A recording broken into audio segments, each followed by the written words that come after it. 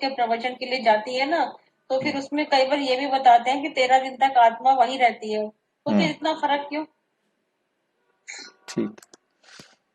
ओम शांति। ब्रह्मा कुमारी के सहज राज्य कोर्स हम कर रहे हैं, जिसके 6 वीडियोस बन गए हैं। हाँ जी, क्वेश्चन और रह गया। एक कहते ना आत्मा सो परमात्मा, है ना? तो ब्रह्मा कुमारी का हम आज 7वां दिन का कोर्स कर रहे हैं। आज 7वां वीडियो हमारा शुरू हो रहा है। अभी तक हमने आत्मा के बारे में और परमात्मा के बारे में कुछ बातें समझी हैं, जिनका हमने विचार सागर मंथन भी किया है। जो भाई बहनों के मन में प्रश्न उठते हैं और उनके हम विचार उनसे भी जानते हैं। जैसे अभी मैं देख रहा हूं कि अभी भी हमारे मन में कुछ प्रश्न भाई बहनों के ये आए हैं कि परमात्मा के बारे में और कुछ आत्माओं के बारे में। तो पहले हम परमात्मा के बारे में देखेंगे। जो प्रश्न पूछा गया है परमात्मा के बारे में कि परमात्मा एक है तो वो कौन है? इतने सारे भगवान हैं दुनिया में, इनमें से भगवान कौन है? इसके लिए हमने जब पहले दिन दूसरे दिन का कोर्स किया था, उसके अंदर हमने ये चर्चा की थी, जिसके अंदर हमने बहुत अच्छी तरह से इस बात को समझा था कि परम आत्मा एक है और जो देवी देवताएं हैं वो 33 करोड़ हैं, और गलती से हमने 33 करोड़ देवी देवताओं को परमात्मा मान लिया है। ये हमारी मिस्टेक है कि 33 करोड़ देवी देवताएं हैं और परम आत्मा जो है वो एक है। परमात्मा एक है तो उसका रूप भी एक होगा, उसके रूप अनेक नहीं हो सकते। परमात्मा एक है तो उसके रूप अनेक नहीं हो सकते। भक्ति मार्ग में हमें बता दिया जाता है भगवान एक है, रूप उसके अनेक हैं, जिसके कारण भजन भी बना दिया, गीत भी बना दिया और सारे समझ बैठे कि सब परमात्मा तो एक है, बिल्कुल ठीक है, परंतु उसके रूप अनेक है। राम भी परमात्मा है, कृष्ण भी परमात्मा है, हनुमान भी परमात्मा है, गणेश भी परमात्मा है, यीशु मसीह भी परमात्मा है। भल वो कहता है कि मैं गॉड का बच्चा हूं, इसी प्रकार से जितने भी दूसरे धर्म पिताएं हैं वो भी अपने आप को अपना समझते हैं कि हमारा जो गाइड है, हमारा जो मार्गदर्शक है वो परमात्मा है। तो इसलिए उन्होंने 33 करोड़ देवी देवताओं को भी परमात्मा कह दिया है। और इसके लिए कोई कहता है 10 अवतार हैं, तो कोई कहता है 24 अवतार हैं। हर एक की अपनी अपनी मर्जी है, हम किसी को रोक नहीं सकते हैं, परंतु ये सारे सहमत हैं इस बात से, ये इसमें किसी भी प्रकार का किसी को डाउट नहीं रहता कि परमात्मा एक है। सारे कहते हैं गॉड इज वन, परंतु उसके बाद जिसको हम मानते हैं वो परमात्मा है। तो परमात्मा आकर के, जैसे हम चर्चा कर चुके हैं कि परमात्मा के सिवाय परमात्मा का परिचय कोई भी देहधारी मनुष्य नहीं दे सकता। परमात्मा स्वयं आकर अपना परिचय देते हैं और परमात्मा ने आके बताया कि बच्चे मैं एक हूं, मुझे सारे संसार के धर्म मानते हैं परंतु जानते नहीं। मैं ही आकर अपना परिचय देता हूं, जो हमने इस चित्र के अंदर किया भी था कि सभी एक ही परमात्मा को मानते हैं। कभी भी गुरु नानक ने नहीं कहा कि मैं परमात्मा हूं, क्राइस्ट ने नहीं कहा कि मैं परमात्मा हूं, महात्मा बुद्ध ने नहीं कहा कि मैं परमात्मा हूं, और महावीर जी ने भी नहीं कहा कि मैं परमात्मा हूं। जहां गीता के अंदर श्री कृष्ण को कह दिया जाता है भगवानोवाच, परंतु श्री कृष्ण भी वहां कहता है मेरे विष्णु चतुर्भुज स्वरूप को याद करो। कभी कृष्ण ने ये नहीं कहा कि मेरे इस रूप को याद करो। उसने भी अपने आप को परमात्मा नहीं माना। स्वयं कृष्ण ने भी गोपेश्वरम में शिवलिंग की पूजा की। जो शिवलिंग की पूजा स्वयं कर रहा है वो स्वयं अपने आप को परमात्मा नहीं कह रहा है। यदि वो स्वयं परमात्मा है तो सारे उसकी पूजा करें, वो क्योंकि किसी की पूजा करे, कृष्ण की सभी पूजा नहीं करेंगे, कृष्ण को सभी परमात्मा नहीं मानेंगे, राम को सभी परमात्मा नहीं मानेंगे, बुद्ध को सभी परमात्मा नहीं मानेंगे, क्राइस्ट को सभी परमात्मा नहीं मानेंगे, गुरु नानक जी को सभी परमात्मा नहीं मानेंगे। परमात्मा तो वो होगा जिसको सब मानेंगे। जिसको एक मानता है दूसरा नहीं मानता तो वो परमात्मा ही नहीं है। ये बात है जी, ये बात परमपिता परमात्मा आकर समझाते। हमने उस दिन परमात्मा के बारे में अच्छी तरह समझा था। इस्लाम धर्म के अंदर भी वो भी कहते हैं खुदा एक नूर है, अल्लाह एक नूर है। नूर के बारे में भी हमने जाना, शिवलिंग के बारे में भी हमने जाना। पूरे वर्ल्ड के अंदर ऐसा मस्जिदों में भी, बहुत सारी मस्जिदों में आपको शिवलिंग मिलेगा, मस्जिदों में शिवलिंग मिलेगा। ये कोई अलग बात नहीं है, क्योंकि जो मक्का के अंदर भी रखा है वहां भी गोल काले रंग का पत्थर रखा है, जिसको वो अपनी भाषा में कहते हैं संग ए अस्वद। संग माना होता है पत्थर, संग ए अस्वद, संग माना पत्थर और मर्व संग पत्थर और अस्वद माने काला। इसलिए वहां पर ये देख रहे हैं, ये है काला पत्थर जो वहां पर रखा हुआ है मक्का के अंदर। अब वो उसे संग ए अस्वद कहते हैं, खुदा का यादगार पत्थर कहते हैं। इस पत्थर के बारे में अब सामने आया है तो थोड़ी चर्चा मैं आपको बता देता हूं। क्या होता है कि मोहम्मद साहब वहां से गुजर रहे थे, इब्राहिम से लेके मोहम्मद साहब तक, मोहम्मद जी के आने तक क्या होता था कि इब्राहिम मूर्ति पूजा का विरोधी था। जब वो शक्तिशाली हो जाते थे तो मूर्तियां तोड़ दी जाती थी, मंदिर तोड़ दिए जाते थे और वहां पर अपना खुदा को याद करने का नियम रहता था। और उसके बाद जब मूर्ति पूजा वाले शक्तिशाली हो जाते थे तो फिर दोबारा मूर्तियां स्थापित हो जाती थी। अब ऐसा समय आ गया कि मोहम्मद साहब के बारे में छोटी सी बात बताऊं कि मोहम्मद साहब एक सामान को एक जगह से लाद कर ऊंटों के द्वारा दूसरी जगह ले जाने का काम करते थे, ये उनका धंधा था। अब एक बार जो है ना, फिर ये समय आ गया कि जो मुस्लिम थे, ये मुस्लिम धर्म वाले थे, जो मूर्ति विरोधी थे, उनकी मतलब बहुमत हो गया, वो शक्तिशाली हो गए तो उन्होंने मंदिर तोड़ दिए। अब ये जो संग ए अस्वद है, इसे खुदा का पत्थर कहा जाता है कि इसे खुदा ने जन्नत से इस धरती पर भेजा था। अब ये पत्थर रखने के लिए 4 समुदाय जो उस विचार को मानते थे, 4 समुदाय के लोग जो है उस वो पत्थर को स्थापित करने के लिए प्रोग्राम कर रहे थे, व्यवस्था कर रहे थे। अब उनके सामने समस्या ये आ गई कि इस पत्थर को सेट कौन करे, उठाकर कौन स्थापित करे, कौन रखे, जो ये संग अस्वद आप देख रहे हैं। तो मोहम्मद साहब वहां से गुजर रहे थे। अब उन चारों में से ये झगड़ा था उनके मन में, तो उन्होंने कहा देखो वो सामने अजनबी आ रहा है, वो जिनको कहेगा, जिसको कहेगा रखने के लिए वो रख देगा। अब उन्होंने मोहम्मद साहब से रिक्वेस्ट की, अपनी समस्या उनके सामने रखी। मोहम्मद साहब ने कहा ठीक है, ऐसा करो, एक चद्दर लेके आओ।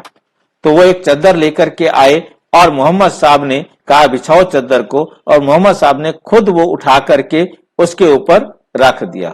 उसको कहा कि ऊपर उठाओ।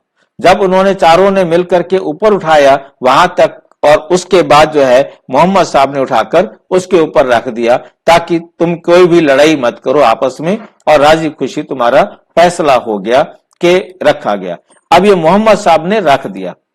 अब दूसरी बात क्या आती है कि मोहम्मद साहब अब लदनी लाद दी है, ऊंटों पर रख दिया है, अब कहीं भी जाने में टाइम तो लगेगा। अब टाइम लगेगा तो उस टाइम के दौरान वो क्या करते थे, अपनी बुद्धि से सोचते रहते थे, खाली बैठे हुए कुछ ना कुछ तो बुद्धि में चलेगा। तो इस प्रकार से उन्होंने जो आयतें लिखी वो कुरान के अंदर जोड़ दी गई, क्योंकि एक कुरान की एक व्यक्ति नहीं है लिखने वाला, उसके अंदर बहुत सारी आत्माएं हैं जिन्होंने उसको लिखा है। तो मेरा सिर्फ बताने का मतलब ये था कि ये भी एक पत्थर है जिसको वहां पर रखा गया, जिसे खुदा का यादगार पत्थर कहते हैं, खुदा के द्वारा भेजा गया पत्थर कहते हैं। बाकी ये खुदा नहीं कहते, परंतु बात यह है कि जैसे हमने शिवलिंग को भगवान मान लिया, इसी प्रकार से मक्का के अंदर इसे भी भगवान मान लिया। तो हमें बात समझ में आई होगी। तो इस प्रकार से हमें समझ में आया कि जैसे यहाँ पैरेलल हीरा रखा गया था सोमनाथ में, ऐसे वहां पर यह रखा गया। ये लगभग 1500 साल पहले, 1400 साढ़े 1400 साल पहले ये रखा गया, और ये हीरा रखा गया था लगभग 2500 साल के आसपास। 2400 साल पहले रखा गया हो, 2300 साल पहले रखा गया हो, डेट किसी के पास नहीं है, अनुमान लगा सकते हैं। एक बात तय है कि अब से 2500 साल के बाद ही रखा गया, उससे पहले नहीं, क्योंकि जब धरती के टुकड़े हुए तब अलग अलग खंड बने, तो अलग अलग स्थानों पर इनकी स्थापना हुई। तो इस प्रकार से हमें समझ में आता है कि परमात्मा एक है। सारे संसार के धर्म उस एक ही परमात्मा को मानते हैं, परंतु जानते नहीं। अब परमात्मा आकर ये समझा रहे हैं कि मैं तुम सारे संसार की आत्माओं का पिता हूं, शरीरों के पिता तुम्हारे अलग अलग हैं। बाकी इसको अलग अलग भाषा में अलग अलग रूप से कहा गया, वो उनके अपने अपने विचार हैं। जब उस धर्म की आत्माएं आए तो उन सब धर्म वालों को बताना सहज होता है। यहाँ पर एक नोवा, उसने भी नूर को देखा, एक प्रकाश को देखा, प्रकाश ने उसको आकर बताया, और प्रकाश ने आके उसको बताया कि तुम, जैसे मनु को बताया गया कि मनु के बारे में आप यहाँ पर जान सकते हैं कि मनु को पहला मनुष्य माना जाता है, और मनु को परमात्मा ने कैसे बताया कि वो जो है पानी के अंदर जल दे रहे थे सूर्य को, तो उस समय आवाज आई, मुझे बचाओ मुझे बचाओ। तो एक मछली जो थी वो इधर उधर देखने लगे, कहते मैं तो आपके हथेली में हाथों में हूं। तो उसके हाथों में देखा एक छोटी सी मछली है। क्या बात है अभी, क्यों, क्या दिक्कत है, बड़ी मछली मुझे खा जाएगी। कहते अब तुम चिंता नहीं करो, तुम राजा के पास हो, अब तुम्हें कोई मछली नहीं खा सकती। आप मुझे छोड़ेंगे तो बड़ी मछली मुझे खा जाएगी। कहते मैं तुम्हें छोड़ूंगा ही नहीं, मैं तुम्हें अपने कमंडल में रख लेता हूं, तुम्हें कोई बड़ी मछली नहीं खा सकती। उसने कमंडल में रखा, वो कमंडल जितनी हो गई। उसने घर लेके आ रहा था, बोला मुझे बचाओ, मैं दुखी हो रही हूँ, मैं इसमें नहीं समा पा रही हूँ। उसने घर में आके तालाब में उसको रखा, और तालाब जितनी हो गई, तो फिर समझ गया कि ये साधारण मछली नहीं है, तो हाथ जोड़ करके क्षमा किया, मांगी। तो उसने बताया कि मैं ईश्वर हूं, इसको मत्स्य अवतार कहते हैं, मछली अवतार। मैं ईश्वर हूं, मैं तुम्हें डायरेक्शन देता हूं कि तुम एक बहुत बड़ी नाव बनाओ, उसके ऊपर बैठ जाना, ताकि अभी बाढ़ आएगी, भूकंप आएंगे, और तुम सीधा हिमालय पर्वत पर चले जाना, फिर तुम वहां से नई दुनिया को शुरू करना। ये इस प्रकार से मनुस्मृति के अंदर लिखा गया। अब इसी प्रकार से नोवा के अंदर भी, नोवा में भी लिखा गया कि नोवा को लाइट ने दिखाया, उसको भी कहा कि तुम भी एक नाव बनाओ। नोवा ने भी एक नाव बनाना शुरू किया, और वो भी पहाड़ के ऊपर नाव बनाओ। तो पहाड़ पर रह रहे थे, तो सारे लोग हंस रहे थे, पागल हो गया है, पहाड़ पर नाव बना रहा है, यहाँ नाव की क्या जरूरत है, यहाँ कौन सा पानी आने वाला है या बाढ़ भाई आने जी, वाली है। हाँ ओम जी, शांति। ओम शांति। भाई जी, ये नोवा किस किस धर्म से? ये जो है ना, हमारे जो इब्राहिम आया, इब्राहिम के बाद जितनी शाखाएं निकली, यहूदीज हैं, जेहोवाज हैं, नोवा हैं, जैसे हमारे यहाँ भारत के अंदर सनातन धर्म से कितने धर्म हैं, कितने पंथ हैं, ऐसे ही वहां पर इब्राहिम के अंदर भी बहुत सारे पंथ हैं। तो उसके अंदर, हाँ, नोवा घी देखते हैं ना, ये नोवा उसी से बना है। तो नोवा जो है ना, पैगंबर है, एक धर्म पिता है, जैसे इब्राहिम, मोहम्मद, और ऐसे ही वो भी है, ठीक है नी। तो उनको भी एक लाइट का साक्षात्कार हुआ, और उस लाइट के डायरेक्शन पर उसने नाव बनाई, और उसके बाद फिर से जलजला आया, पानी आया, और सारे पहाड़ डूबने लगे, और तब उसने अपने आप को नाव में बिठाया। उसने एक एक जोड़ा रखा, और फिर एक पक्षी को छोड़ा गया, तो पता लगा कि अब जो है ना पानी थम गया है, नई दुनिया बन गई है। वो उन्होंने 40 दिन का समय दिया है कि 40 दिन के बाद वो धरती जो है ना फिर से शांत हो गई थी, और फिर उन्होंने अपने आप को किनारे पर लाकर उतारा और दुनिया को चलाया। मतलब हर एक ने लाइट को देखा।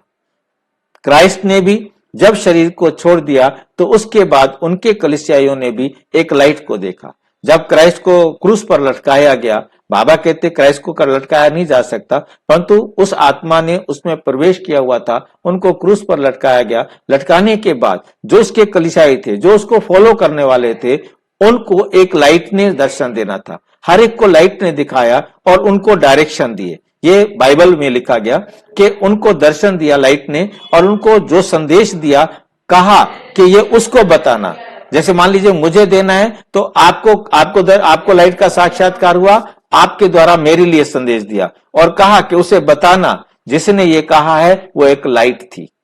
ये बाइबल को पढ़ते वक्त मुझे बड़ी आश्चर्यजनक बात लगी, अच्छी बात लगी कि देखो उनको भी एक लाइट का साक्षात्कार हुआ, वो लाइट थी। और उसके बाद आपको कोई संदेश देना है तो मेरे को कहा। ऐसे एक दूसरे को संदेश देने के लिए दूसरे का सहारा लिया, डायरेक्ट उसको नहीं दिया। ये बाइबल के अंदर जो अलग अलग उनके कलीसियाई हैं, उनके पैगंबर हैं, उनका संदेश देने वाले हैं, उनको भी लाइट का साक्षात्कार हुआ। तो परमात्मा एक लाइट है, एक ज्योति है, इसको सबने माना, प्रत्यक्ष और परोक्ष रूप से। तो यहां हमने कुछ उस दिन चर्चा किया था, तो कुछ आज हम चर्चा कर रहे हैं। तो हम इसको देख रहे हैं कि सारे जितने भी धर्म हैं, जितने भी पंथ है संसार में, या तो प्रत्यक्ष रूप में वो लाइट को एक्सेप्ट करते हैं, और या फिर लाइट के द्वारा बने हुए किसी आकृति को। पूरे वर्ल्ड के अंदर मतलब शिवलिंग की पूजा होती है, पूरे वर्ल्ड के अंदर। फर्क इतना है कि उन्होंने शिवलिंग को, किसी ने छोटा बनाया, किसी ने बड़ा बनाया, किसी ने पत्थर का बनाया, किसी ने लकड़ी का बनाया, किसी ने प्लास्टिक का बनाया, किसी ने कैसे बनाया, चाहे मिट्टी का बनाया। नाम उन्होंने अपने अपने नाम दिए, हर एक ने अपने अपनी भाषा से अपने अपने तरीके से नाम दिए। परंतु ये एक वंडरफुल बात है जो परोक्ष रूप से परमात्मा को याद करने वाली बात है कि उन्होंने शिवलिंग आकार में उसका कोई हाथ पैर नाक मुंह आंख कान नहीं दिया। उनकी शेप चाहे बड़ी छोटी कैसी भी बनाई, परंतु ये विशेषता एक कॉमन है कि उन्होंने उसको कोई हाथ पैर नाक मुंह आंख कान नहीं दिया है। तो इस प्रकार से कहीं उन्होंने नाम रखा उसका शिवड़ू, कहीं उसका नाम रखा तबे सेपी, कहीं उसका नाम रखा ना इलाही नूर। अलग अलग भाषा में अलग अलग तरीके से सबका मीनिंग शिव ही है, सबका मीनिंग सेम है, शिव नहीं। उन्होंने मीनिंग देखिए कि उनकी भाषा में उनकी तरफ से अपना है। मैं शिवलिंग इसलिए कह रहा हूं कि उन्होंने उसको हाथ पैर नाक मुंह आंख कान नहीं दिया। बात समझने वाली यह है कि उन्होंने किसी ने हाथ पैर नहीं दिया, शरीर नहीं बनाया उसको। तो जिसलिए मैं उसको शिव कह रहा हूं कि कहने का मतलब है परमात्मा एक निराकार है, मतलब वो कभी जन्म मरण के चक्कर में नहीं आता। इस बात को सारे मानते हैं। अब उज्जैन कॉमन है कि वो इस चीज को मानते हैं कि लाइट है जो जन्म मरण के चक्कर में नहीं आता। हाँ। लेकिन हमारे यहाँ ब्रह्मा कुमारी में बाबा आके जो बताए कि मैं निराकार हूँ और मेरा नाम शिव है, तो ये चीज कि शिव है उनका नाम, तो वो उनको एक्सेप्ट करने में टाइम लग रहा है। वो तो लगेगा, क्योंकि वो एक्सेप्ट भी नहीं करेंगे, वो शिव को एक्सेप्ट नहीं करेंगे, वो एक्सेप्ट करेंगे अपने ही नाम को। क्योंकि बाबा ने सभी धर्मों के जो भी मुख्य मुख्य धर्म है, वो उनके सब नाम बाबा ने अपनी मुरलियों में दिए हैं। जो कॉमन है, नूर है, लाइट है, पर जिस जिस धर्म के बारे में उन्होंने जिक्र किया, अब नूर को सारे जो इब्राहिम से निकले हैं वो सारे खुदा को नूर मानते हैं, ठीक है नहीं। तो इसी प्रकार से जो मतलब हमारे सनातन धर्म से निकले हैं वो परमात्मा को ज्योति कहेंगे, कुछ भी कहेंगे, या तो ज्योति जलाएंगे या शिवलिंग के रूप में मानेंगे। भाई जी, हाँ जी, उनको क्या कहते हैं, उज्जैन में तो शिवलिंग का पूरा फेस बना दिया जाता है, मुंह वगैरह फेस वगैरह। अच्छा है ना, अब कुछ भी कर दे, एक्चुअल में कोई शिवलिंग भगवान तो नहीं है। नहीं, ये तो हमें समझ में आ गया ना। अब इसको कुछ भी करो, अब इसके 3 शिवलिंग इकट्ठे जोड़ दो, अलग अलग जगह पर अलग अलग देखने को आपको मिलेगा। कहीं शिवलिंग किस प्रकार का है, कहीं शिवलिंग किस प्रकार से। आज कहीं गोल पत्थर मिल गया, बोले जी शिवलिंग मिल गया है। अब वो गोल पत्थर तो अपने आप हो गया है, वो कोई भगवान थोड़ा है। ये तो केवल हमने अपनी आस्था में, क्योंकि हमारी आस्था में आ गया ये गोल है, शिवलिंग है, ये परमात्मा है। वास्तव में ये भी कोई परमात्मा नहीं है। ये तो हीरे की जगह पर एक नेचुरल मिलने लग गया, उसको लोगों ने बिजनेस बना लिया, धंधा बना लिया, कमाई का धंधा है सबका। ये मूर्तियां हैं, ये कमाई का धंधा है। और इसके पीछे ना तो कोई परमात्मा की बात है, ना लेन देन की बात है। ये तो हम ब्राह्मणों ने बेड़ा गर्क किया कि पत्थर में भी कह दिया कि इसमें हमने आत्मा प्रवेश कर दी है, प्राण प्रतिष्ठा कर दी है। यदि किसी पत्थर में प्राण प्रतिष्ठा हो सकती है, मुर्दे में करो ना प्राण प्रतिष्ठा। हालांकि मैंने वो पुस्तक भी पढ़ी है, सनातन धर्म में एक पुस्तक भी लिखी गई है, गपोड़ कहानी, मतलब जो उसको बोलते हैं, क्या बोलते हैं, संजीवनी। संजीवनी, कोई मर जाए उसको भी जीवित कर सकते हैं। परंतु मैंने उसको पढ़ा, मेरे को तो कोई भी मुर्दे को जिंदा करने की ताकत समझ में नहीं आई। आज तक कोई भी संजीवनी उस पुस्तक को पढ़ ले या उस संजीवनी के हिसाब से यज्ञ अनुष्ठान करे और वो उसको जीवित कर दे। अब उसी संजीवनी के आधार पर प्राण प्रतिष्ठा की जाती है मूर्तियों की। अब मूर्तियों में प्राण प्रतिष्ठा करते हैं, कहते जी अब इसमें आत्मा आ गई है, कल तक ये पत्थर की मूर्ति थी, आज इसके अंदर हमने प्राण प्रतिष्ठा कर दी है, अब इसमें ये जीवंत है।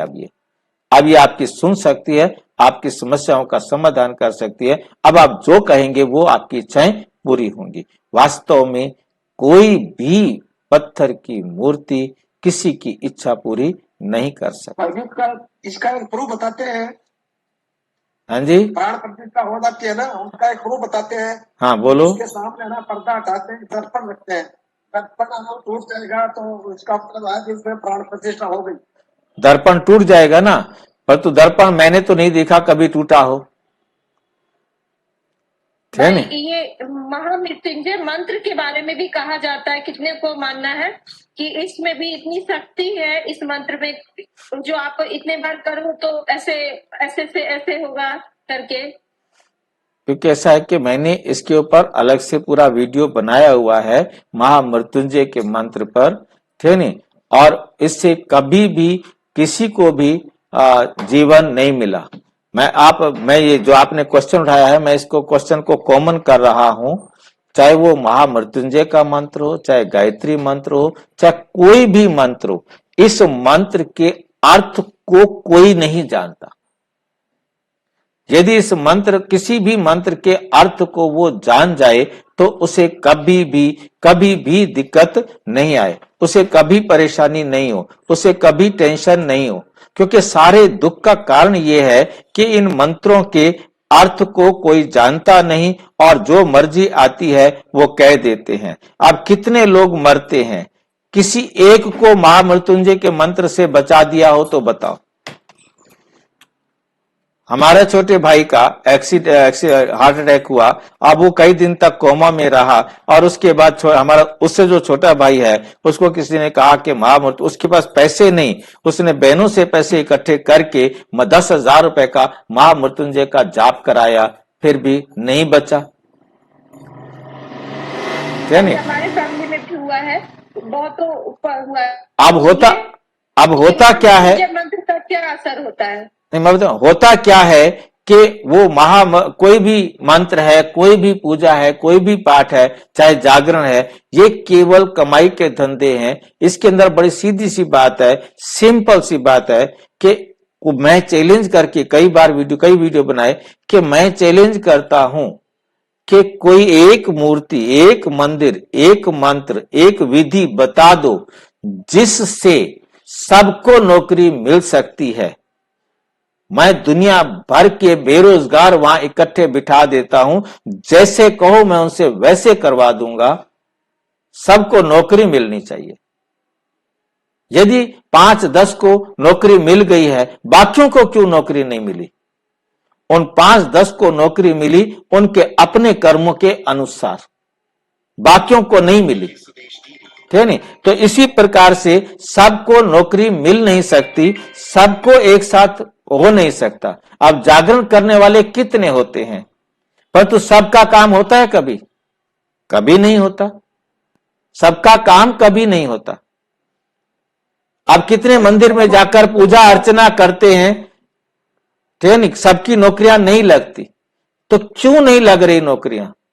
दूसरी बात, यदि कोई ऐसा मंदिर, कोई ऐसी जगह है, वहां जाएं और वहां सारे बीमार ठीक हो सकते हो, तो मैं ठेका लेता हूं, मैं सारे संसार के हॉस्पिटल बंद करा दूंगा। अरबों रुपया हॉस्पिटल पर खर्च होता है, वो ठीक हो जाए? एक भी तो ठीक नहीं कर सकते। जो ठीक हो गए उनका कारण होता है उनके अपने कर्मों का हिसाब। उनका जीवन है, अभी उनको रहना है तो वो ठीक हो गए, उनको नहीं रहना है तो उसे कोई बचा नहीं सकता। किसी भी प्रकार के अनुष्ठान से नहीं हो सकता। मैंने अभी एक कोरोना काल के अंदर इसी बात के ऊपर वीडियो भी बनाया कि भी ना वो वहां जा ले जाता तो बच जाता, वहां ले जाता तो बच जाता। मैंने कहा डॉक्टर कहते हैं आप यदि थोड़ा सा भी पहले आ जाते तो बच जाता। तो मैं उनको कहता हूं डॉक्टर से जरा पूछ कर मुझे बताओ, जो तुम्हारे पास पहले बीमार पड़े हुए थे, जिनके पास तुम खड़े हुए थे, उनको आप बचा सके? ये 5 मिनट पहले आ जाता तो आप कौन हो बचाने वाले? आज तक दुनिया में कोई ऐसी दवाई नहीं बनी जो किसी को मरने से रोक सकी हो। उसका टाइम नहीं आया, वो बच गया। उसका टाइम आ गया, उसे कोई दुनिया की ताकत रोक नहीं सकती। मैंने यहां तक भी उस वीडियो में लिखा है, वो कहा है कि कोई ऐसी गोली नहीं बनी जो किसी को मार सके। मैंने कितने ऐसे देखे हैं जिनको 7-7, 10-10, 15-15, 20-20 गोलियां लग जाती हैं, उसके बाद भी वो बच जाते हैं। कोई ऐसा एक्सीडेंट नहीं, कोई ऐसी घटना नहीं जो किसी को मार सके। वही भयानक एक्सीडेंट होते हैं, कितने मरते हैं, उनमें से कितने बच जाते हैं। क्यों? जिनका जीवन है, जिनका समय है, उसे कोई दुनिया की ताकत मार नहीं सकती। कोई ऐसा जहर नहीं बना, साइनाइड भी उसको नहीं मार सकता। वो साइनाइड मंगाता है और वो भी जो है ना नकली निकलता है और वो बच जाता है। मतलब ये सारे जो है ना क्या है कि अंधविश्वास हैं, मिथ हैं। ना तो कोई किसी को बचा सकता है, ना ही किसी को मार सकता है। यहां तक कि मैंने कई वीडियोज में तो ये भी लिख दिया, कह दिया कि भगवान भी चाहे ना किसी को मारना तो वो भी नहीं मार सकता, क्योंकि उसका समय नहीं आया। तो परमात्मा के पास भी ताकत नहीं कि वो उसको मार सके। ये जड़ मूर्तियां तो क्या, ये दुनिया के देहधारी तो क्या, दुनिया की कोई भी चीज तो क्या, कोई भी बात। ड्रामा इतना एक्यूरेट है कि उसमें कोई हस्तक्षेप नहीं कर सकता, कोई किसी को मार नहीं सकता, कोई किसी को बचा नहीं सकता। हर एक एक्ट एक्यूरेट होना है।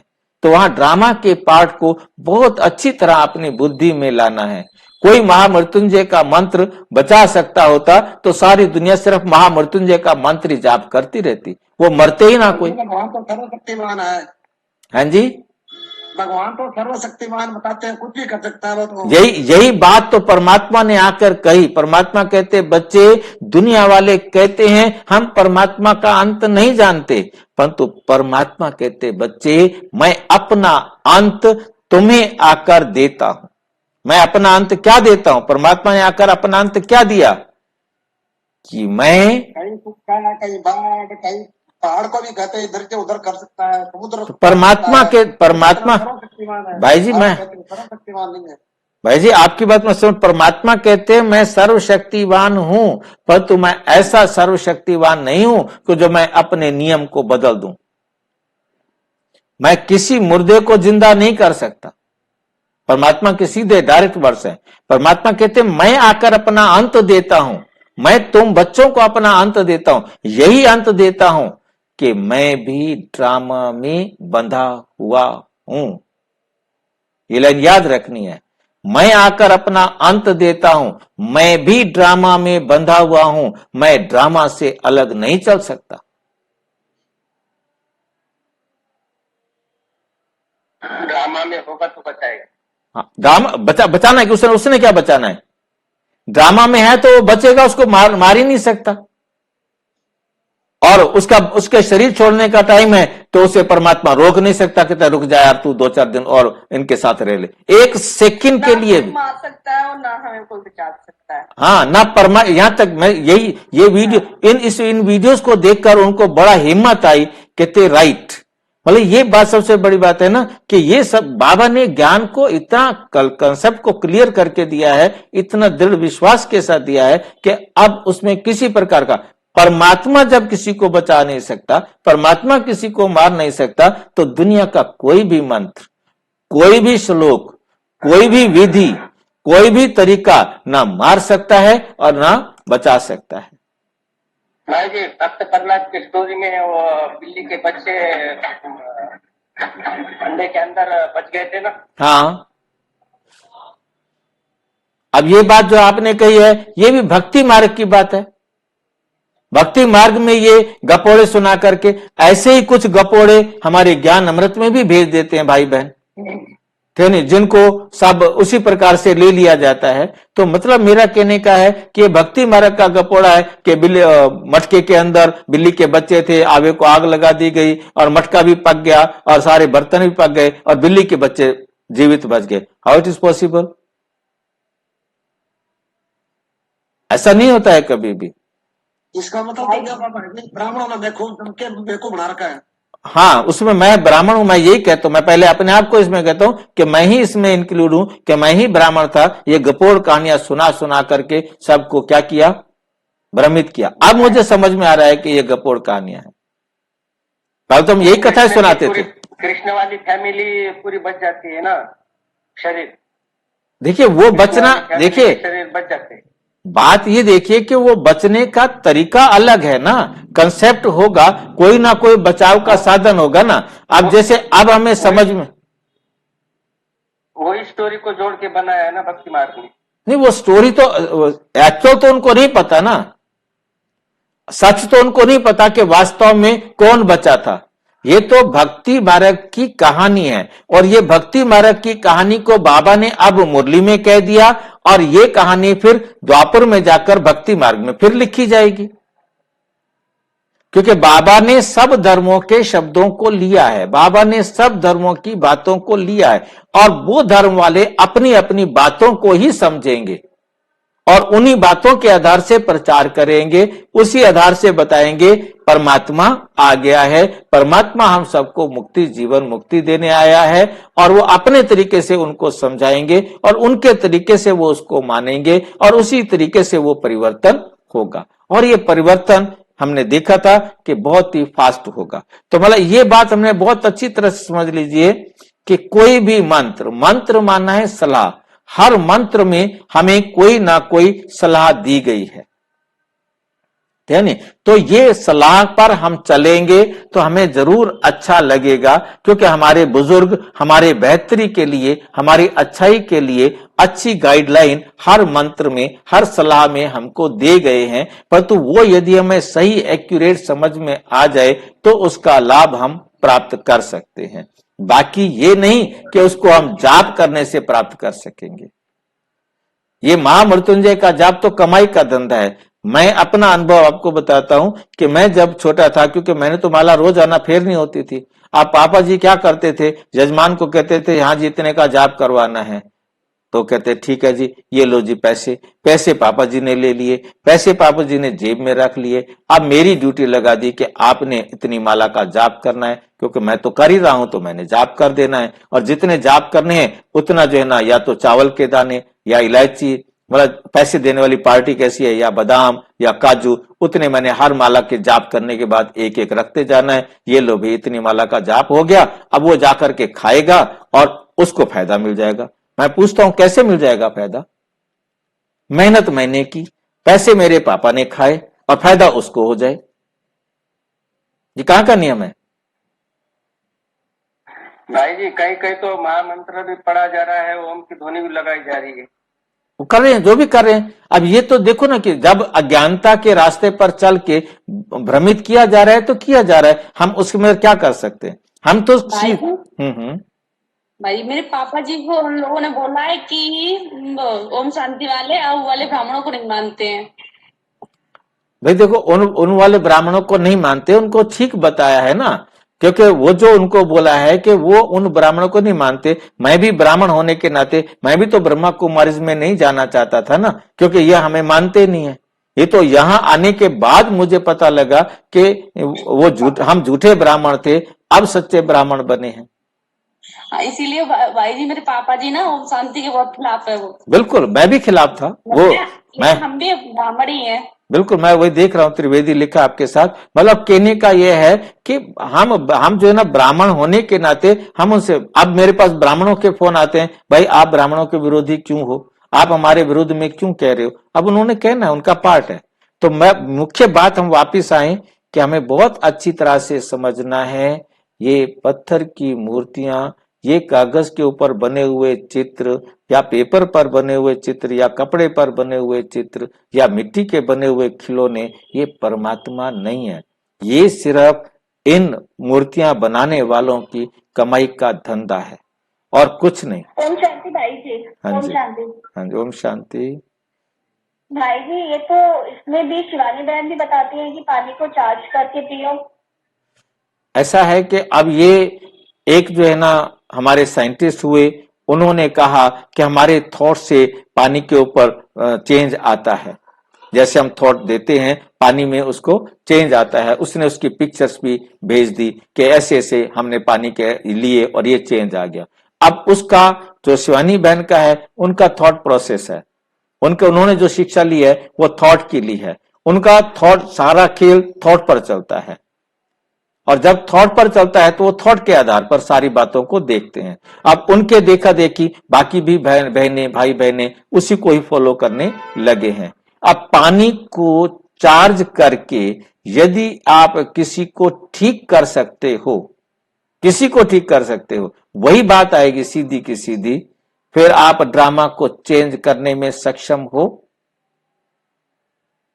ड्रामा को चेंज परमात्मा नहीं कर सकता, शिवानी हो, मैं हूं या कोई भी हो, कैसे चेंज कर सकता है।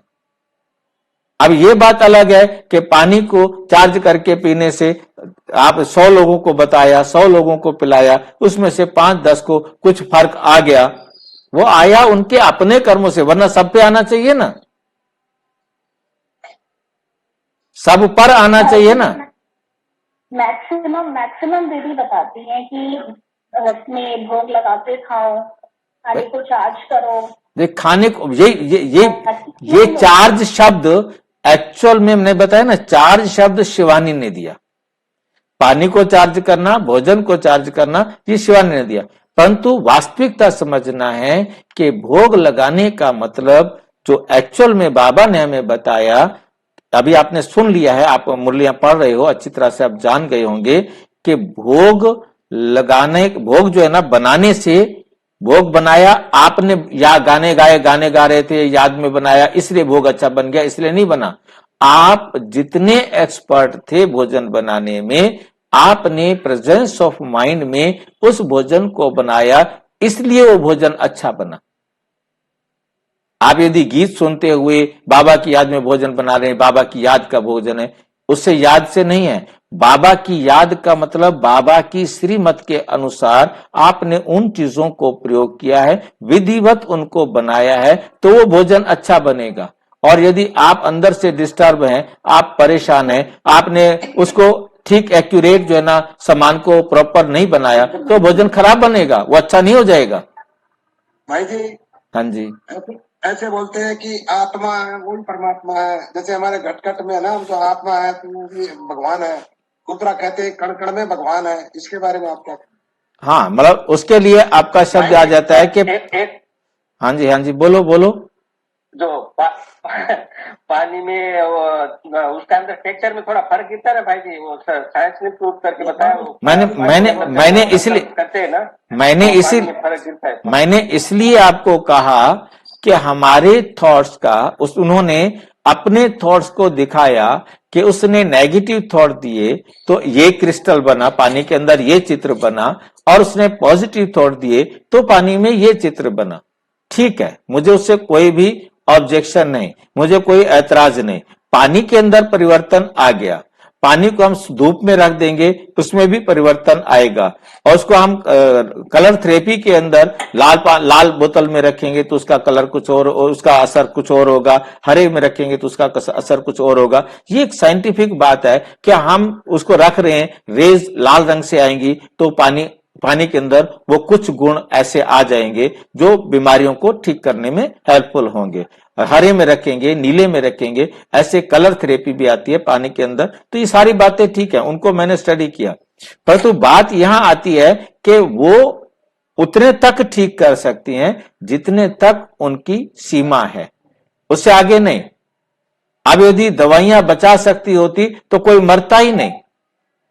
दवाइयां ठीक करती हैं, हमारे शरीर की कमियों को पूरा करने में डॉक्टर सक्षम हो जाता है। यहां डॉक्टरों के बारे में मैं आपको थोड़ा सा बता दूं कि डॉक्टर्स हैरान है इस बात से कि हमने वही दवाई इसको दी, वही बीमारी इसको थी, वही बीमारी इसको थी, वही दवाई हमने इसको दी, वो बच गया, वो मर गया, क्यों? भाई जी ऐसे कोर्ट के बाद में देखते हैं हम। हाँ जी, जैसे भगवान का चैप्टर चल रहा था उससे संबंधित क्वेश्चन पूछे ना तो वो ठीक रहेगा मेरे ख्याल। नहीं वो बात मैं सहमत हूं आपसे। अब जैसे पूछ रहे, इधर उधर भाई जाते हैं। देखिए प्रश्न भाई पूछ, फिर वही ड्रामा की बात आ गई ना, जितना ड्रामा में पार्ट था। नहीं वो शादी वाली ये बात इसमें है ही नहीं। कोई नहीं अभी नहीं। मैं देखो, आप प्रश्न आप ही पूछ रहे हो, तो जब आप प्रश्न पूछेंगे तो मेरा बनता है। मैंने तो निकाला ही था कि आज हम आपको परमात्मा, कोई बात नहीं। अभी हम देखें, नहीं देखिए मेरी तरफ से मैं तो ये बात आती है ना कि मैंने तो चलो ठीक है। तो मतलब हमने यहाँ देखा कि परमात्मा आत्मा सो परमात्मा, ठीक है नहीं, और सर्वव्यापी है, कण कण में भगवान है ये। हाँ मतलब ये जो है ना सबके दिमाग में बैठा हुआ है कि वो कहते हैं आत्मा सो परमात्मा। हमने पहले विषय लिया कि परमात्मा एक है, उसके रूप अनेक हैं, परंतु हमें समझ में आया कि नहीं, परमात्मा एक है, उसके रूप अनेक नहीं है, उसका रूप भी एक है। इसके लिए छोटा सा एग्जांपल मैं आपको दूंगा।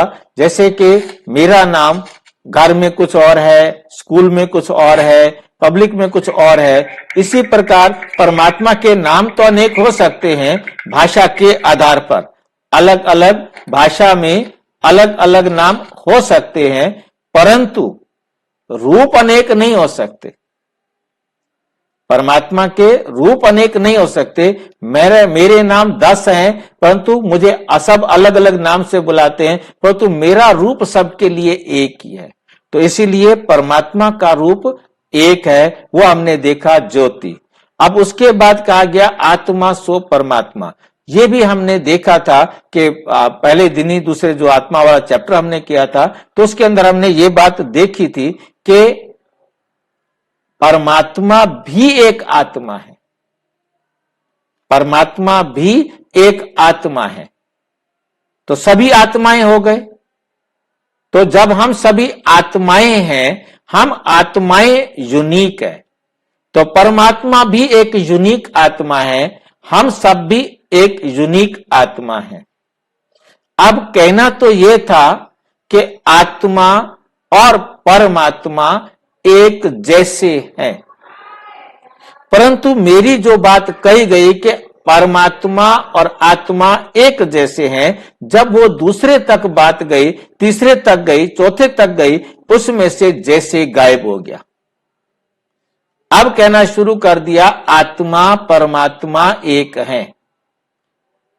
जब हो गया आत्मा परमात्मा एक है, तो आत्मा सो परमात्मा हो गया। आत्मा को ही परमात्मा कहना शुरू कर दिया। तो वास्तव में इसमें कोई शक नहीं कि परमात्मा भी एक आत्मा है, परंतु दोनों एक जैसे हैं, एक नहीं है। जैसे हट जाने के कारण वो एक हो गया। एक हो गया तो फिर उसके बाद गलतियां तो होनी ही होनी थी। अब जैसे परमात्मा सर्वज्ञ है और सर्वशक्तिवान है, परंतु परमात्मा सर्वव्यापी नहीं है। तो दुनिया वाले कहते हैं कि परमात्मा क्या है, सर्वव्यापी है। कण कण में भगवान है, ऐसे कण कण में भगवान है, जरे जरे में भगवान है। तो जब वो ऐसा बोलते हैं तो उनको हम बात करते हैं कि देखो भाई, गीता के अंदर सबसे पहले लिखा गया यदा यदा ही धर्मस्य ग्लानिर्भवति भारत। जब जब धरती पर धर्म की ग्लानि होती है तो मैं आता हूं, मैं अपना सरजाम्यम करता हूं, अपने आप को रचना करता हूं, मैं आकर अधर्म का विनाश कर पुनः सनातन धर्म की स्थापना करता हूं। तो जब जब धर्म की ग्लानि होती है वो आता है।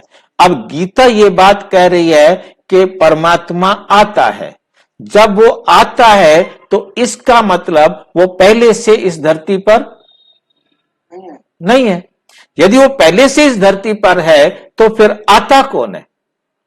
फिर आता कौन है? इस बात को भी हमें बहुत अच्छी तरह से उनको समझाना है। दूसरा मैं यहां आपको बताना चाहूंगा, मैंने एक वीडियो बनाया है, मुझे लिखकर भेज देंगे तो मैं आपके पास भेज दूंगा। उसमें मैंने गीता के, पूरे गीता के जितने शब्द जहां सर्वव्यापी लिखा है उन सब शब्दों को मैंने अलग किया, उन श्लोकों को अलग किया, और उन श्लोकों में उस सर्वव्यापी शब्द का अर्थ नहीं है, शब्द नहीं है। सर्वव्यापी लिख दिया है परंतु उस जो श्लोक लिखा गया है संस्कृत में, उसमें सर्वव्यापी की जहां होना चाहिए वहां सर्वव्यापी के लिए कोई शब्द तो लिखा होना चाहिए, परंतु वहां नहीं लिखा। वहां क्या लिखा हुआ है? सर्वगमे, सर्वगते। बस ये दो शब्द हैं, इन्हीं को बदल बदल करके, रूप बदल करके लिखा गया। या तो लिखा ही नहीं गया और लेखक अनुवाद करने वाले ने अपनी तरफ से उसको सर्वव्यापी लिख दिया है। परमात्मा लिख रहा है तो सर्वव्यापी अपनी तरफ से उसको लिख दिया है, वहां कोई शब्द नहीं है। अब जैसे हम गीता के अंदर देखते हैं कि आत्मा के लिए लिखा है कि आत्मा का जो 21वां श्लोक है दूसरे अध्याय का, उसमें लिखा है सर्वगते। आत्मा अक्लेद है, अशोष्य है, उसे सुखाया नहीं जा सकता, उसे काटा नहीं जा सकता, उसे गीला नहीं किया जा सकता, वो सर्वगत है, वो सब जगह जा सकती है। अब आत्मा सब जगह जा सकती है, इसमें तो कोई शक नहीं है। आत्मा तो फ्रैक्शन ऑफ सेकंड में कहीं चली जाए, पर तो इसका मतलब यह थोड़ा है कि वो सब जगह है। सर्वगमे परमा। ओम शांति। आप ये बताइए कि सर्वव्यापी और सर्वज्ञ में क्या अंतर है? सर्वव्यापी और सर्वज्ञ में, सर्वज्ञ का मतलब ये शब्द जो आपने पूछा है, ये दोनों शब्द भी इस बात को स्पष्ट करते हैं। सर्वज्ञ का मतलब है जो सब कुछ जानता हो, और सर्वव्यापी का मतलब है जो सब जगह हो। सब जगह होना और सब कुछ जानने में अंतर है। जैसे एक इंजीनियर है, वो किसी चलती हुई गाड़ी को टच करके या उसकी आवाज को सुन करके बता देता है कि इसके अंदर वहां फॉल्ट है, क्योंकि वो उसका जानता है, उस गाड़ी के बारे में, उस मशीन के बारे में सब कुछ जानता है। वो बता देता है कि इसका वहां फॉल्ट है, परंतु दूसरा व्यक्ति नहीं बता सकता। अब उसने वो फॉल्ट बता दिया, इसका मतलब ये नहीं है कि वो वहां है।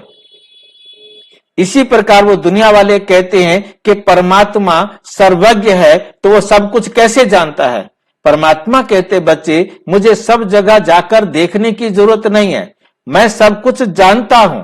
मुझे मालूम है कि कहां क्या हो रहा है, जहां कुछ भी जो हो रहा है वो एक्यूरेट हो रहा है। मेरे डायरेक्शन के विपरीत कोई भी आत्मा, ड्रामा में मेरा डायरेक्शन कहो, ड्रामा का डायरेक्शन कहो, उससे अलग कोई भी आत्मा कभी नहीं कर सकती।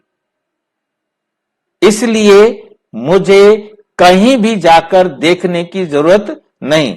मुझे कहीं भी जाने में एक सेकंड भी बहुत बड़ा टाइम है, मैं उससे पहले जहां चाहूं मैं पहुंच सकता हूं, परंतु इसका मतलब यह नहीं कि मैं सर्व जगह पर हूं, मैं सर्वव्यापी हूं। मैं सर्वव्यापी नहीं हूं, मैं सब जगह नहीं हूं।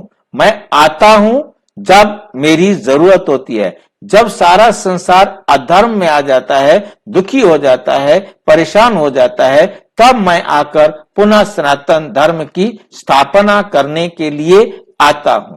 इससे पहले मैं नहीं आता। ब्राह्मण पूरा डूब जाता है, उसकी चोटी बच जाती है, उस चोटी को पकड़ के खींचने का टाइम आता है। हाँ, अच्छा, उसके बाद हमारे पास हम दूसरा देखेंगे। अभी हम सर्वव्यापी का देख रहे थे, तो यदा यदाई धर्म से, तो इसके अंदर मतलब क्या होता है हमारे पास कि परमात्मा, आत्मा जो है, आत्मा और परमात्मा एक जैसे हैं, और परमात्मा सब कुछ जानता है।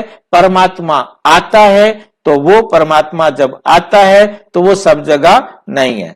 यहां हम देख रहे हैं, ये गुरु जी या भगत जी या संत कुछ भी समझ लो, कि ये जा रहे हैं और कह रहे हैं प्रभु जी दर्शन दो। अब ये प्रभु जी दर्शन दो, उसके लिए जंगल में जा रहे हैं, चाहे मंदिर में जा रहे हैं, चाहे मस्जिद में जा रहे हैं, कहीं भी जा रहे हैं। यदि परमात्मा सब जगह है, तो फिर किसको किसको दर्शन लेने देने के लिए कह रहे हैं? कौन इनको दर्शन दे? यदि परमात्मा इनके अंदर है, तो फिर ये किसको देखने के लिए इच्छा करके घूम रहे हैं, भटक रहे हैं? कहीं मंदिर में जाना, मस्जिद में जाना, गुरुद्वारे में जाना, चर्च में जाना, किसी भी स्थान पर ढूंढने के लिए जाना, तो ये तो परमात्मा सर्वव्यापी नहीं है। परमात्मा सर्वव्यापी है, तो हम उसे क्यों इधर उधर देख रहे हैं? यहां बहुत सीधा सा एग्जाम्पल आप समझ सकेंगे कि हाय मार डाला। अब एक व्यक्ति चाकू लेकर दूसरे व्यक्ति को मार रहा है। अब यदि परमात्मा सर्वव्यापी है, सर्वत्र है, तो चाकू में भी परमात्मा है, जिसको मारा जा रहा है उसमें भी परमात्मा है, जो मार रहा है उसमें भी परमात्मा है। तो वो दुनिया वाले, मैं जब ये बात कहता हूं तो कहते हैं हाँ बिल्कुल, परमात्मा परमात्मा को मार रहा है। वंडरफुल बात है कि परमात्मा परमात्मा को मार रहा है। परमात्मा भी ऐसा पाप या ऐसा अत्याचार करता है, ऐसा अन्याय करता है, या परमात्मा के सामने कोई किसी को मारता है, फिर परमात्मा मार रहा है तो सजा फिर किसी को क्यों मिल रही है? फिर इसने इसका मर्डर किया तो इसको जेल में क्यों डाला जाएगा? तो ये बातें बहुत अच्छी तरह समझनी है। यदि परमात्मा सर्वव्यापी है, तो क्या परमात्मा परमात्मा से परमात्मा को ही मार रहा है? ये प्रश्न उनसे पूछा जा सकता है।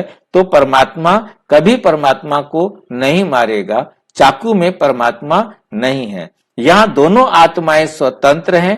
वो आत्मा अपने कर्म अनुसार उस आत्मा का वध कर रही है, और जब जो दुख या कष्ट वो इस आत्मा को दे रही है, कर्म अनुसार उसे लेना पड़ेगा। जो बोएगा सो काटेगा, जितना करेगा उतना पाएगा। तो जो ये दुख देने का काम कर रहा है, वो उस आत्मा को लेना पड़ेगा। तो दुख लेने वाली आत्मा अलग है और परमात्मा अलग है।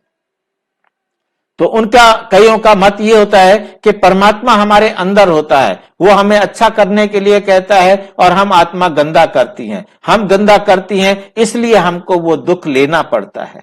ये बात भी ठीक है, परमात्मा हमारे अंदर है, वो हमें रोकता है बुरा मत करो, परंतु उसके बाद भी हम यदि बुरा करते हैं तो उसकी सजा हमको लेनी पड़ती है। क्योंकि जब हम कहते हैं ना कि सजा मिलेगी, तो सजा के लिए फिर उन्होंने एक युक्ति और रच दी, और उन्होंने इस प्रकार से बता दिया। ठीक है, अब आप सोच करके देखिए, परमात्मा की वहां प्रेजेंस है।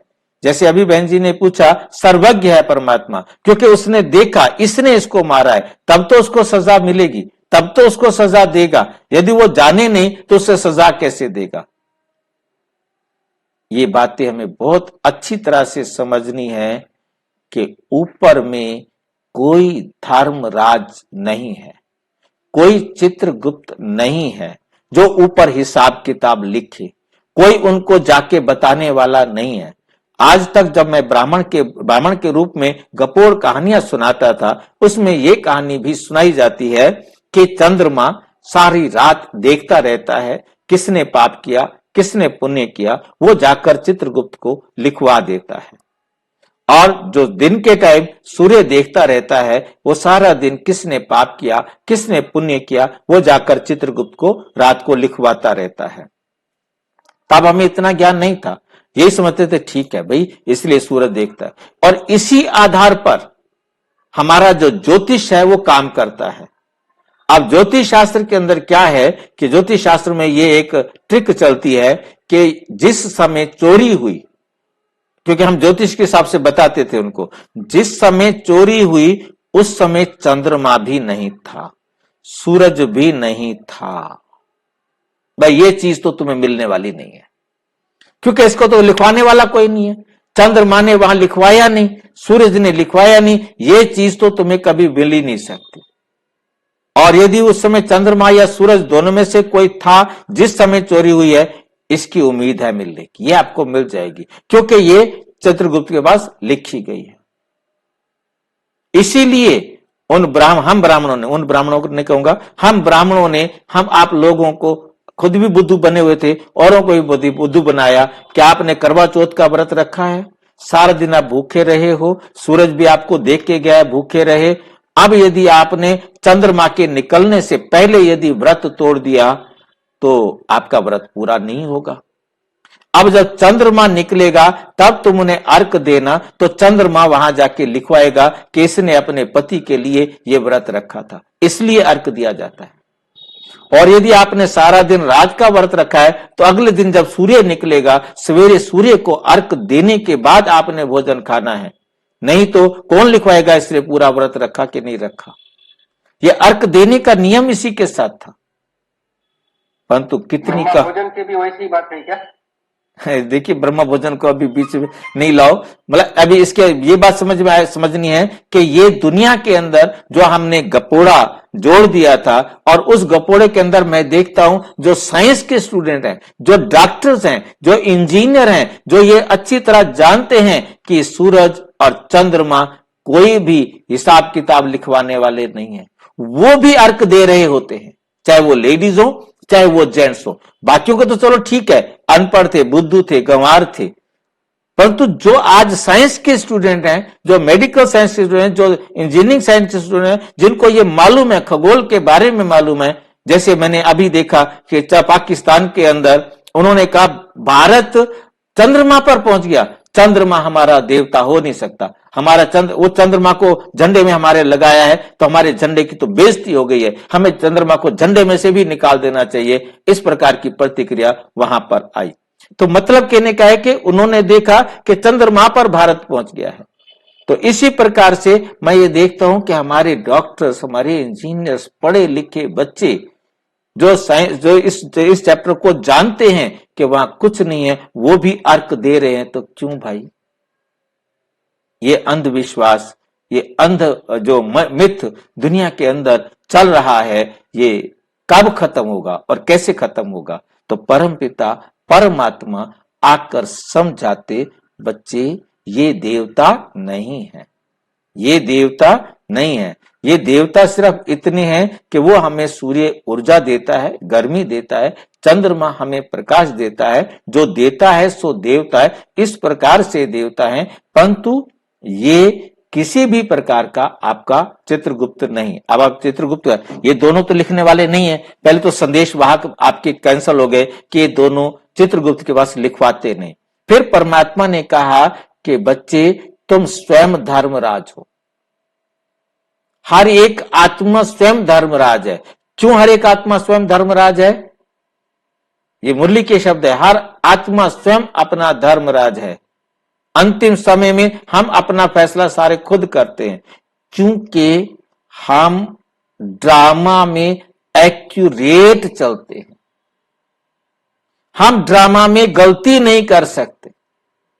जब हम ड्रामा में गलती नहीं कर सकते तो न्यायकारी हैं हम, चाहे वो पाप कर रही है वो भी वो न्याय कर रही है।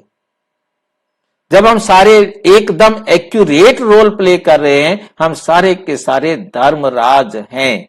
इसलिए बाबा ने कहा किसी के रोल में गलती मत देखो, तुम अपनी डिस्टर्बेंस को छोड़ो, क्योंकि चाहे वो मर्डर कर रहा है वो भी अपना रोल प्ले कर रहा है, जिसका मर्डर हो रहा है उसका भी रोल प्ले हो रहा है। हमें किसी के अंदर नहीं देखना, हर एक आत्मा एक्यूरेट पार्ट प्ले कर रहा है और हर एक अपना क्या है, धर्मराज है।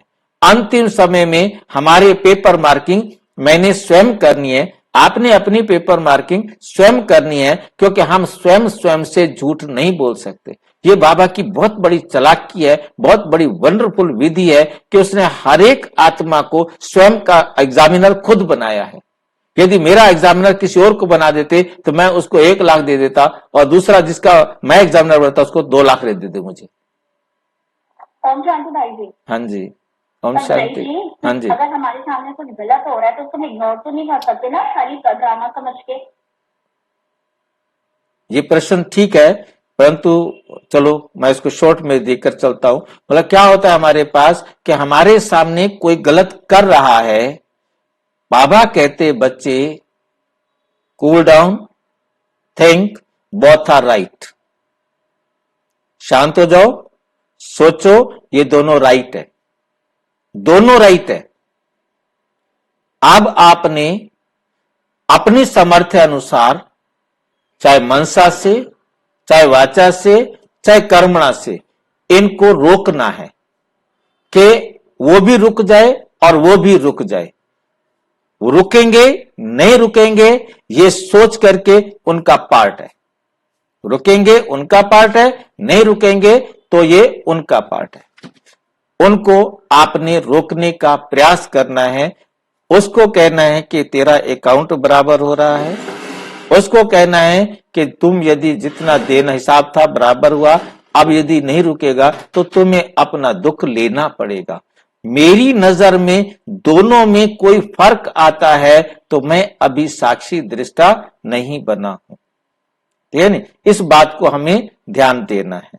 तो ये बाबा की डायरेक्शन है कि हमने अपनी तरफ से दोनों को एक समान रोकना है। उसको पाप करने से रोकना है, उसे दुखी होने से रोकना है, क्योंकि वो दुखी हुआ तो उसका विकर्म बढ़ता जाएगा, उसका विकर्म विनाश नहीं होगा। इन दोनों बातों को हमने एक साथ करना है।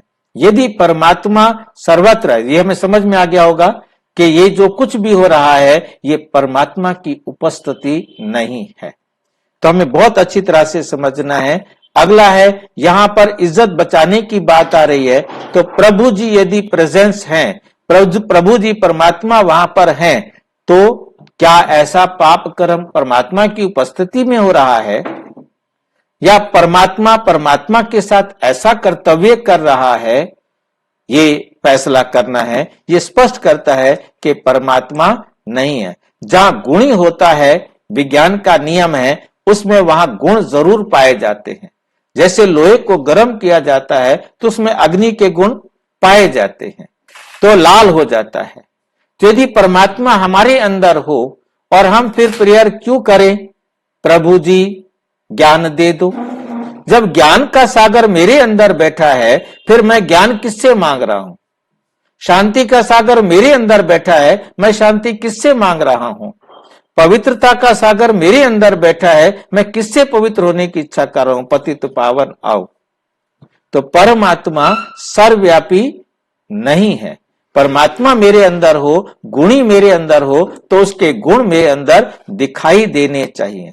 वो गुण नहीं दिखाई दे रहे हैं तो ये स्पष्ट है कि परमात्मा सर्वव्यापी नहीं है।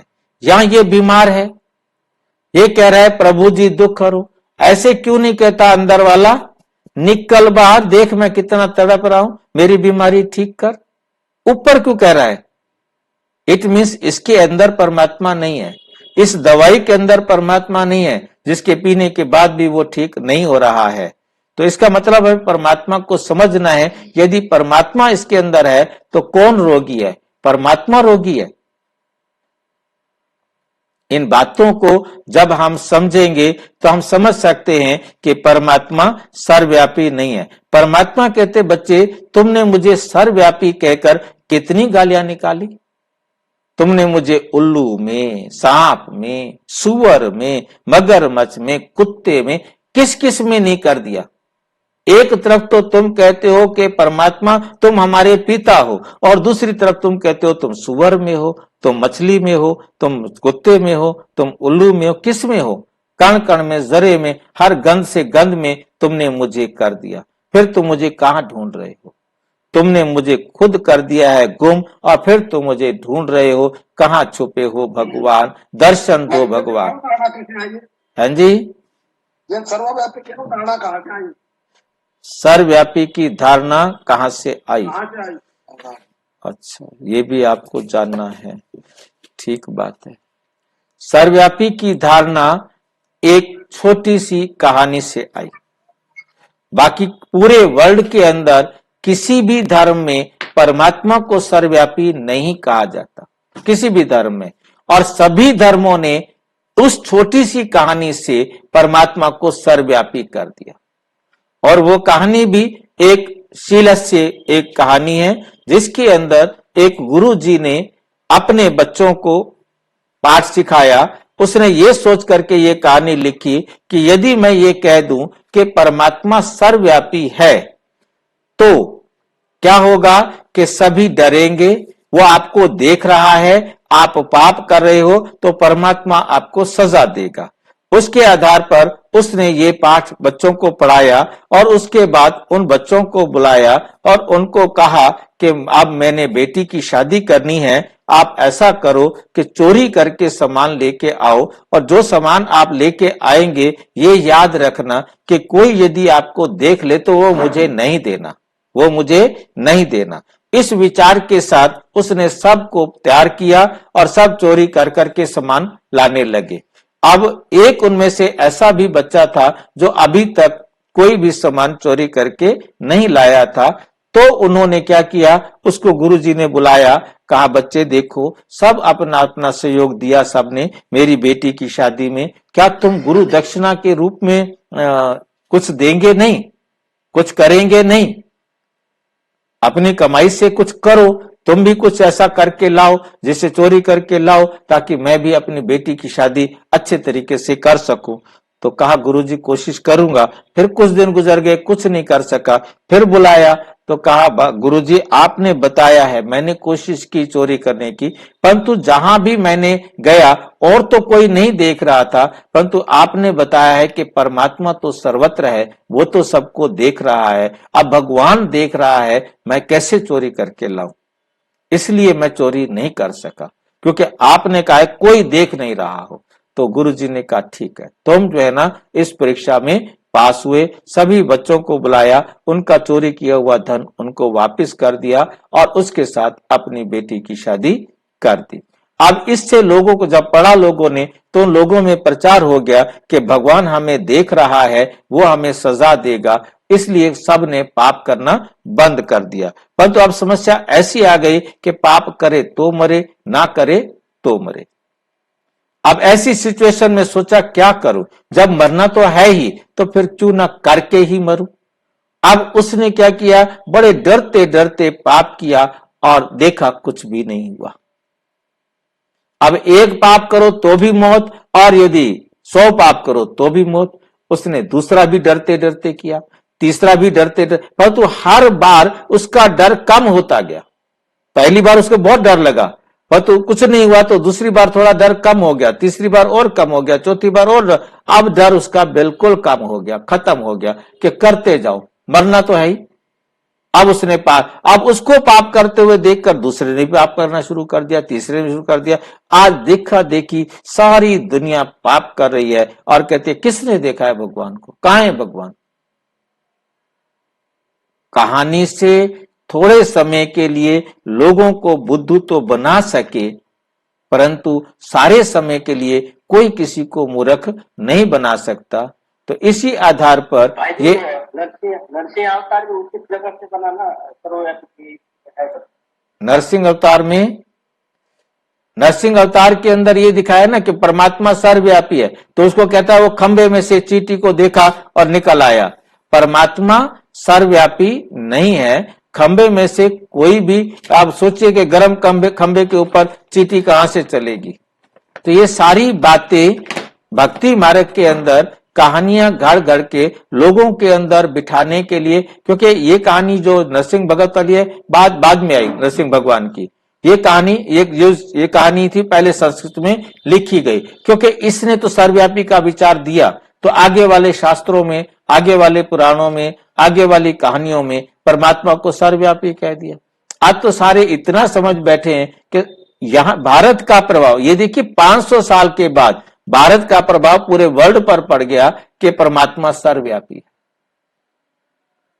तो मेन बात हमें समझनी है कि परमात्मा सब कुछ जानता है, परंतु वो सर्वव्यापी नहीं है, वो कण कण में नहीं है, वो जरे जरे में नहीं है। परमात्मा को सर्वव्यापी कहकर हमने क्या किया है, सबको भगवान से दूर कर दिया है। कैसे?